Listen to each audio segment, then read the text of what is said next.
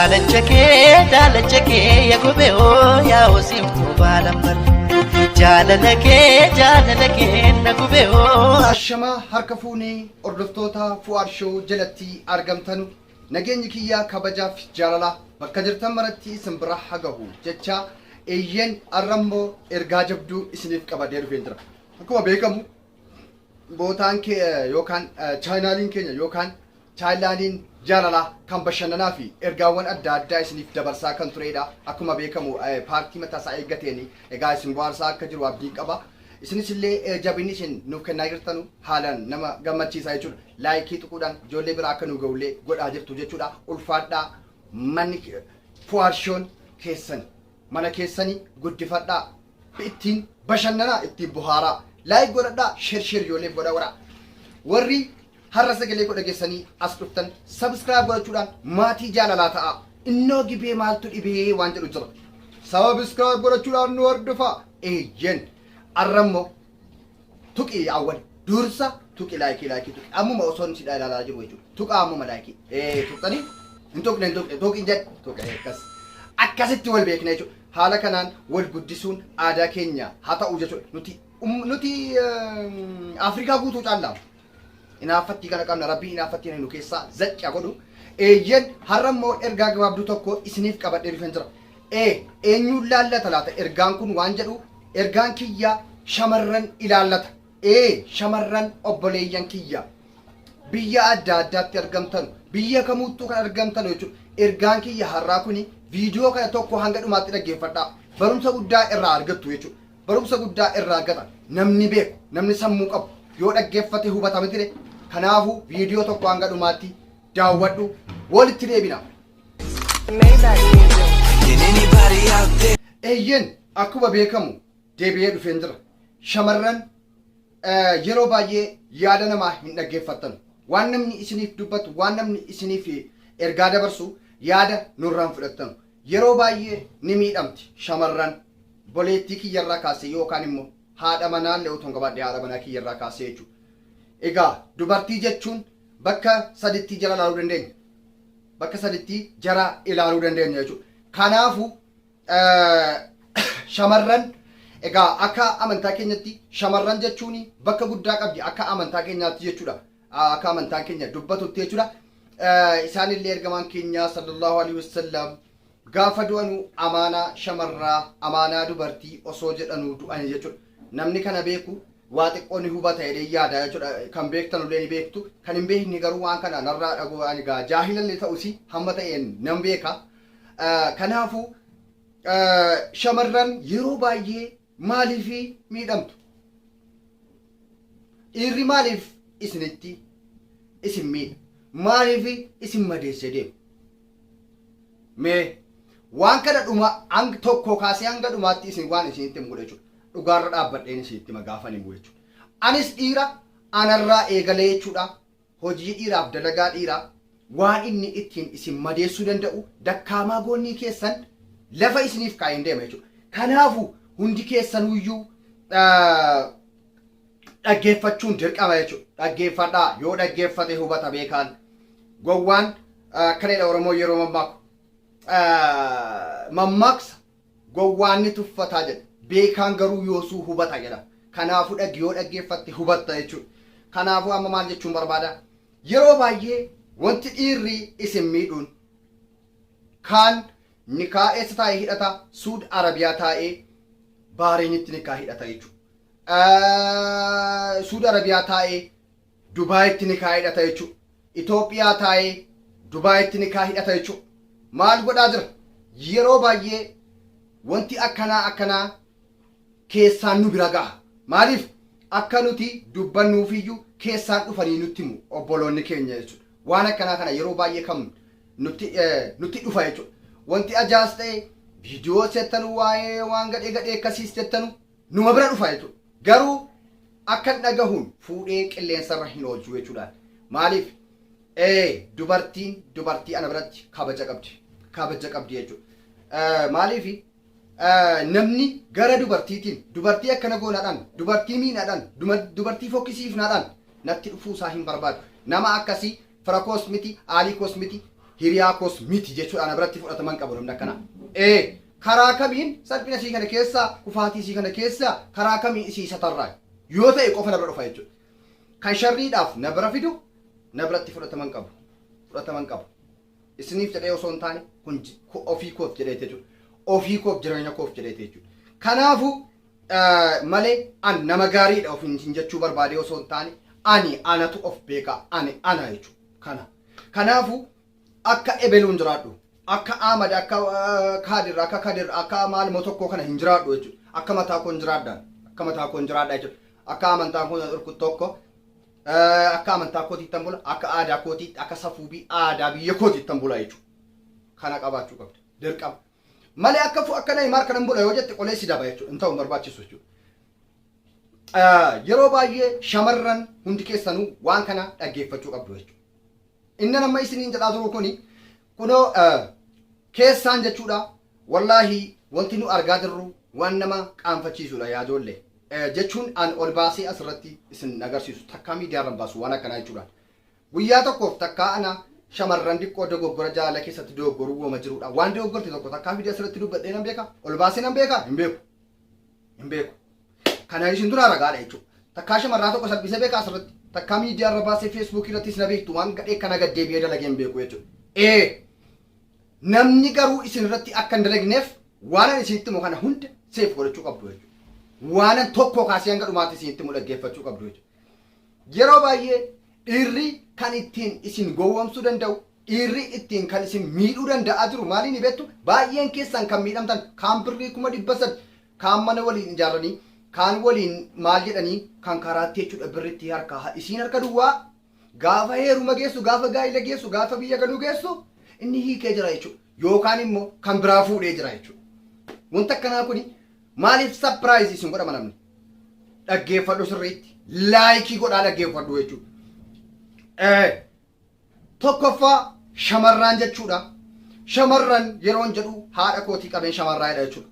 Hunduma keessaniifuyyuu bakka guddaan isiniif qaba. Naaf ulfaadhaa yeroon aaree dubbadhu yeroo waa tokko aaree miidiyaa irratti dubbadhu jibbaa keessan hin ta'inaa. Baay'een isin kabajaa. Kanaafuu inni Suud Arabiyaa taa'e, inni Dubaayin taa'e, inni biyya taa'e, shamarran biyya alaatti ni kaa'edhatu kun maaliif jettanii yaaddu? Gabaabinumatti kun deebii isiniif haa ta'u wedeennis. Gabaabinumatti. Kana isin waaf inni isaa jechuudha. Dubbachuun barbaachisaa kun ifa jiroo. Wanti inni Suudii taa'ee Dubaayitti xalafuu fi maaliif akka ta'e hin beektu jechuudha. Haa ta'u immoo ammas waa tokko jira. Namni jaalalaan walitti siqu wama jirudha. Jaalalaan waliin jiraachuun wama jiru. Haa ta'u malee madeessanii deemuun salphina. Laali yaa warra dhiiraa namoonni dhaggeeffattan taatan isinittan hima. Anamma duriyyeen ture an. Isinittan hima jechuudha. Ofirraa kaasee an duriyyeen ture. Shamarran kana ijaazaas buusuu kanas keessan darbe jechuudha. Duriyyoomeras, caffareeras, dhugeeras, keessa darbeeras. Garuu keessaan bahe. Achitti hafuu salphina malee waa arguun illee gaariidha rakkoon qabu. Hamma isa isiniif haaraa kana anaaf haaraa miti jechuudha. Wanti hundinuu anaaf haaraa miti jechuudha. Haa ta'u malee guyyaa tokko akka kiyyaa of bartee keessaa ba'uun kee waan hin oolledha.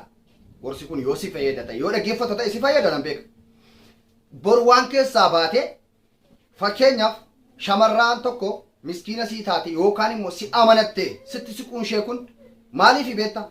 Waan si jaallattu qofaaf jaalalli nama dogoggorsa. Addunyaa kanarraa miisaayilii caalu kan nama mo'achuu danda'u jaalala qofa jechuudha. Ilma namaa kam mo'achuu danda'u jaalala qofa. Haa ta'u isheellee jaalala dogoggorsa jennu. Ati kaa itti fakkeessi siqi sharrummaa keessatti sumatu beeka waan ta'eef ishiin qulqullummaadhuma see kana si amante jechuudha. Ati garuu gocha biraa irratti raawwata jirta.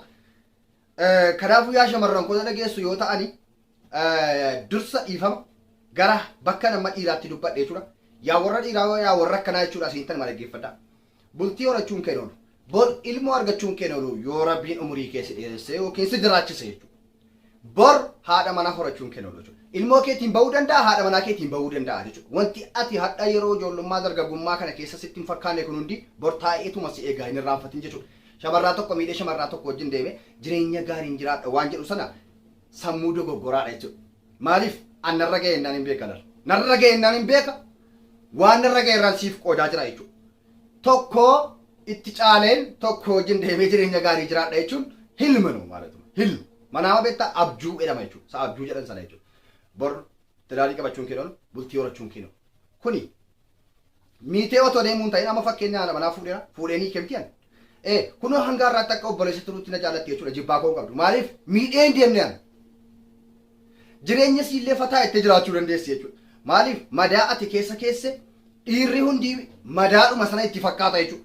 Akkuma isii madeessu ati madaa sana madeessitee deemte sana iyyuu dhiirri inni siin bor itti hidhattee wal bartus illee shamarran yeroo baay'ee bal'isanii yaaduudhaaf rakkoo qabu. Bal'isanii yaaduu kana hin qaban jechuudha. Ilmi namaa kun tokkuma jedhanii yaadu waan ta'eef jechuudha. Maaliif kun immoo uumaadha. Uumaa wal caala jechuudha. Dhiirri bal'isee yaaduudhaan wal caala. Shamarran garuu uumatti fakkaateen akka yaadduudha.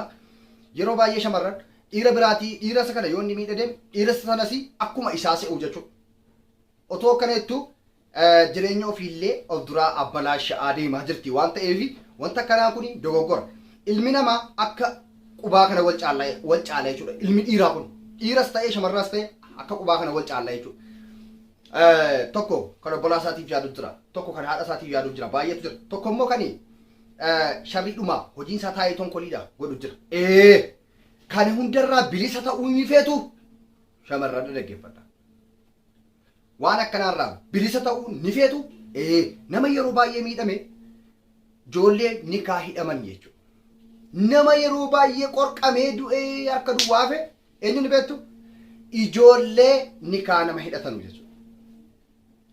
Na taazabuu dandeessu. Neymar wallaalaadha jechuu dandeessu jechuudha. Yookiin hiriyaa kee irra gaheera wanti kun yookiin immoo suma irra gaheera warra na dhageessu kana keessaa jechuudha. Eessa taa'ee nikaa hidhata? Suud Arabiyaa taa'eetuyyuu Dubaayitti nikaa hidhata. Yookaanoo biyya keessa taa'eetuyyuu nikaa hidhata biyya alaatti jechuudha. Maal godha? Tokkoffaadhuma dhaqee isiidhaan wal baruun sin jaalladha siifan du'a jira. Ishii yoo nikaa si hidhadhe malee jaalala koo kana amanaan jiru jedhaan jechuudha. Kuni maaliif akka jedhaan beektu? Maaliif akka jedhaan beektu?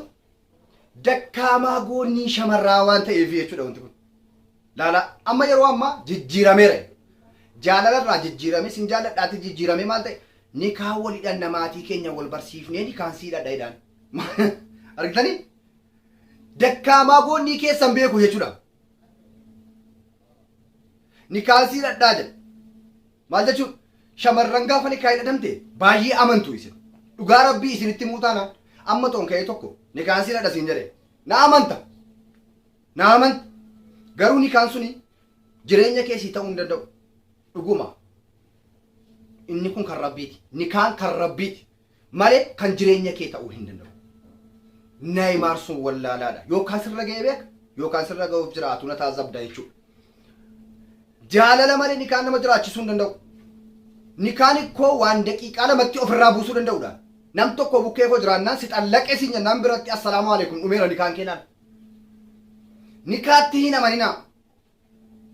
Yeroo baay'ee dhiirri kan isin madeesse gadhiisaa sababu waa'ee nikaa kanaatiin jechuudha. Maatiin keessan dhaqee giddiidhaan dhahee harkaa fuudhaa hin danda'u bara. Soddaadha. Walii ta'uu didanii walii kanii bakka waa biraan jiru bara. Maatii wal barsiifna jedhu maatii wal baraa. Suudii taa'ee yoo barbaade biyya taa'ee ani barbaadu fuuchuu isiidha. Nikaasii buusuun barbaade akka barbaade itti fayyadamee ka'e jechuudha. Maaliif kana taatu isin? Nikaan jireenya kee ta'uu hin danda'u. Na amaniin siin jedha bara. Dhugaan jaallattanu silas tokko nikaan jaallattanu. Nikaan kan rabbiiti hin barbaachisa innis dirqama garuu haa ta'u malee jaalala yoo jaalalli hin jirre nikaan keessum miiliyeena meeqa yoo abbaa maalii abbaa qabeenya akkamii taatellee jireenya keessiif ta'uu hin danda'u jechuudha. Dhiirri waan akkanaatiin kana booda isin shawwaduu hin qabu. Zaraas jechuudha. Sadhumaa isinitti maara jechuudha. Of eeggannoo namni hundi yeroo baay'ee amma Mubaarik Musammaas yeroo inni dubbatu nan dhagaa jechuudha. Nikaasii haa hidhatu dhuguma yoo si barbaada yoo si jaallata ta'e jedha. Gixxim godhee nikaa hidhatan jedhama. Rakkoo maalii qabama? Nikaahii isa birrii 500,000 hidhamu kana bara. Bichuudha. Maatii ofii erga biyya alaa taa'e yoo barbaade jechuudha. Biyya keessas taa'e biyya alaas taa'e maatii ofii erga birqaa danda'u bakka kanuma bara. Maatii ofii ergeetu nikaa hidhachis. Gaafa ji'a 2 3 waggaa 1 waggaa 2 mana ijaarree birrii harkaa xap godhe maal godha? Mikinaata bicuutti barbaadeetu nikaa kana ofirraa salaamu alaikum. Shama isiinis jechuudha yeroo sadarkaan sii mana qabachuun gahutti yeroo sadarkaan sii horatte akka namaa ilmoo argachuu gahutti yeroo sanatti isin harka duwwaa jirti jechuudha. Akkanatti iyyuu ijoolleen keenya miidhamaa jiru jechuudha. Kanaafu shamarran dakkaamaa goonnii keessan kana dhiirri maaliif isin irratti baree isinitti taphachuu danda'a? Of baraa nikaattiin amanin gowwaa. Nikaan kan rabbiiti malee jireenya kee boriisiif ta'uu danda'u. Daa'imaaf waan maallaan jedhee jechuudha. Maallaan jedhee. Ijoollee hiriyoottan keessan baay'een jira nikaa hidhamanii kan akkana ta'an hin jiranu koomantii jalatti naa barreessi. Yoo immoo soba jettesi koomantii jalatti naa barreessi. Hiriyaa kee irra ga'een beeku sirra ga'een beeku nan sobee ergattii kana beekaan isiniif dabarsuu barbaada jechuudha. Waan kana irratti of eeggannoo cimaa godhaa. Nikaadhaa waan adda addaatiin maaliif namni sitti taphatti waan jedhu egaa ergaa koo gamanumaan asirratti hin goolaba. Warri haaraa dhuftan subscribe godhachuudhaan maatii obbo Neemaar Fuwaar ta'a. Warri immoo asirra turtan laayikii gochuudhaan nu jabeessaa. Ergaa baay'ee illee isiniif qabannee humna bashannana keenyas illee boriif walduraa duubaan isin biraan ga'e halkan gaarii jedha obboleessi keessan. Bye bye.